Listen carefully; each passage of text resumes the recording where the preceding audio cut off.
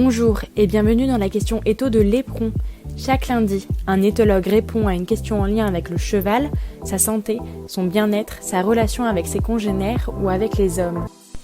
Il arrive parfois qu'on ait à déménager son cheval. Ce changement de vie, d'écurie ou de pré peut parfois s'avérer stressant pour lui. Alors Hélène Roche livre ses conseils pour opérer la transition en douceur. Alors déjà, quand un cheval change d'environnement, que ce soit... alors on parle bien de changer d'environnement, on va dire de cadre de vie, que c'est pas temporaire, par exemple pour un concours, pour une randonnée, une visite en clinique vétérinaire, ce genre de choses-là. Là, on va parler de changer de lieu de vie. Qu'est-ce qu'on pourrait faire pour que ça se passe plus facilement, pour que le cheval s'adapte et puis trouve ses marques de façon plus rapide. Je pense qu'il faut bien imaginer que le cheval, comme nous, quand on déménage, quand on découvre un nouveau lieu, on a un temps d'adaptation. Alors ce temps d'adaptation, il va être plus ou moins long et différent selon déjà le type de changement. C'est sûr qu'un cheval qui vivait en boxe toute sa vie, pendant 15 ans, et qui se retrouve du jour au lendemain mis dans un pré en groupe avec plus de compléments alimentaires et qu'il n'y a pas du tout de transition, là l'adaptation va être extrêmement difficile, voire impossible, et même aller à l'encontre du bien-être de l'animal. Là on peut engendrer vraiment des grosses souffrances. Donc il faut penser qu'il y a une capacité d'adaptation du cheval, de chacun des chevaux, mais que ça dépend aussi de leur histoire de vie, de leur personnalité et puis des habitudes qu'ils ont pu avoir. Donc ça, il faut bien être prudent là-dessus.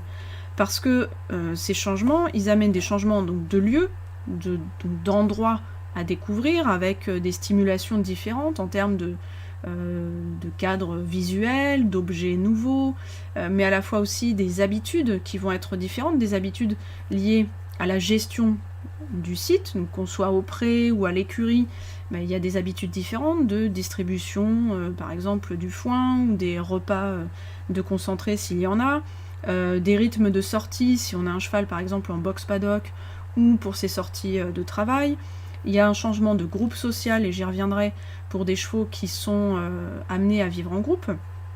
Et donc tout ça, c'est autant de changements que le cheval, lui, doit gérer. Donc il faut essayer de se mettre un petit peu à sa place quand même et d'imaginer que pour lui, ça fait des grosses différences et que dès le lendemain, par exemple, envisager de faire un cours avec son coach et que le cheval soit serein et normal comme il était d'habitude, non, à mon avis, il ne faut pas compter là-dessus. Il faut lui laisser au moins quelques jours déjà pour prendre ses repères et pourquoi pas d'ailleurs l'aider en l'emmenant visiter les lieux en main, en le faisant brouter pour qu'il découvre et qu'il s'habitue aux nouveaux lieux de façon plus sereine et sans être forcément sous contrôle et aux ordres à écouter son cavalier par exemple, parce que ça évidemment ça amènerait des difficultés pour lui avec un changement de cadre de vie j'entends.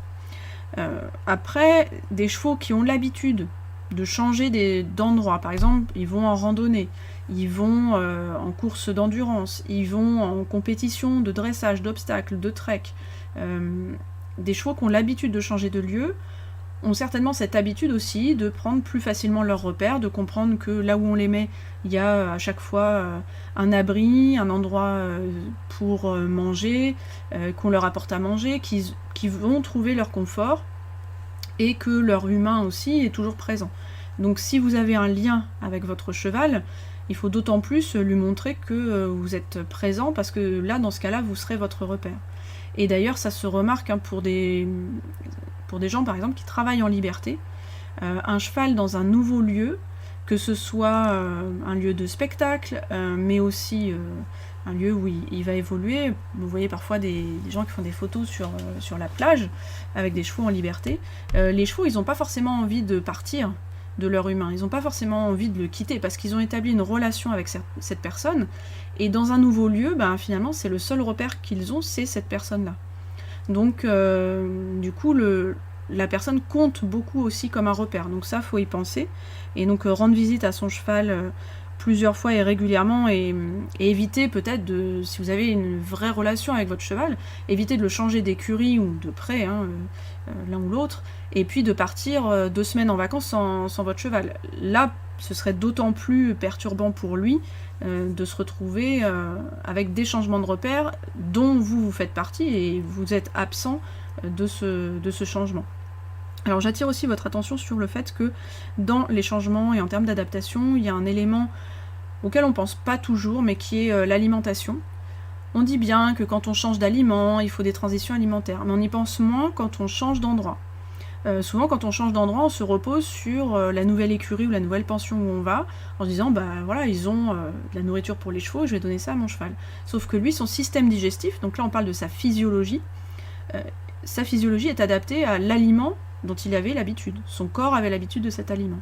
Donc il faut aussi préparer la transition alimentaire. Donc là je vous invite à vous tourner vers des nutritionnistes équins, mais en tout cas ça se fait sur plusieurs jours, même plutôt sur plusieurs semaines, afin de ménager le système digestif et que la flore digestive du cheval s'adapte à son nouveau régime alimentaire, même s'il s'agit de rester sur des granulés ou des compléments alimentaires, mais qu'il change de marque par exemple, ça peut être un changement à gérer pour le cheval. De la même façon, changer de pré, c'est changer de végétation. S'il y a de l'herbe dans la pâture, c'est aussi un changement et on peut s'attendre à peut-être des changements de digestion par la variété des végétaux qui sont présents. Donc ça c'est pareil, un nutritionniste équin pourra vous aider pour gérer la transition alimentaire. Et de la même façon, faites attention en particulier au printemps où on peut imaginer je vais mettre mon cheval au pré parce que c'est le printemps, maintenant il y a de l'herbe, c'est bon, je vais pouvoir imaginer un changement après la mauvaise saison. Un cheval qui passe d'un environnement où il n'y avait rien à brouter, donc que ce soit un paddock ou un pré, les prés quand en hiver l'herbe ne pousse plus et qu'on les met dans un environnement où il y a de l'herbe qui a poussé et qui est là, eh bien elle sera très riche et le système digestif du cheval ne sera pas adapté non plus pour digérer correctement et ça peut provoquer des coliques.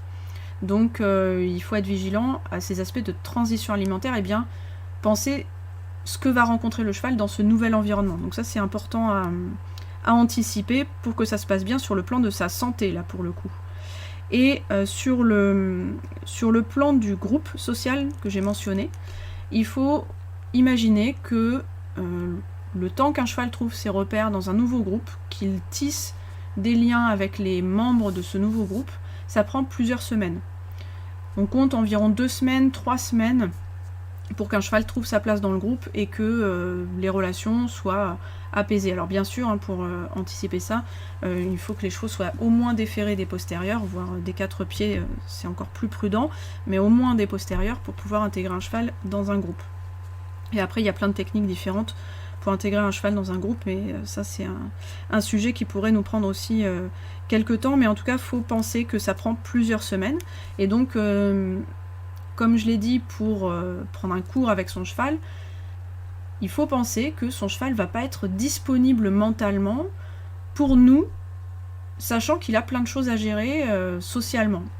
Et que c'est stressant dans le sens où ça le sollicite, ça ne veut pas forcément dire que c'est mal, mais ça le sollicite beaucoup, donc il a la tête occupée à autre chose. Ce qui fait que les premiers jours, et peut-être même la première semaine, sortir son cheval du groupe, c'est pas forcément une bonne idée. Par contre, lui rendre visite et faire des choses avec lui, par exemple dans le pré ou éventuellement en limite de pré, au bord du pré, je veux dire, s'il y a un sas, c'est parfait parce qu'on est toujours un petit peu dans le pré, mais pas en contact directement avec les autres. Et donc venir voir son cheval et interagir avec lui quand même, mais le laisser vivre sa vie le temps qu'il s'adapte à son nouveau groupe, ça je pense que c'est important. Ou en tout cas, si on le sort de son groupe, se dire qu'il ne va pas être disponible de la même façon et que c'est un temps d'adaptation qui est normal. Et qu'au bout de quelques semaines, on va retrouver son cheval normal, a priori, si il s'est bien adapté au nouveau lieu et aux nouvelles configurations. Donc voilà, je pense que pour faciliter le changement, c'est surtout accepter qu'il y a un temps d'adaptation.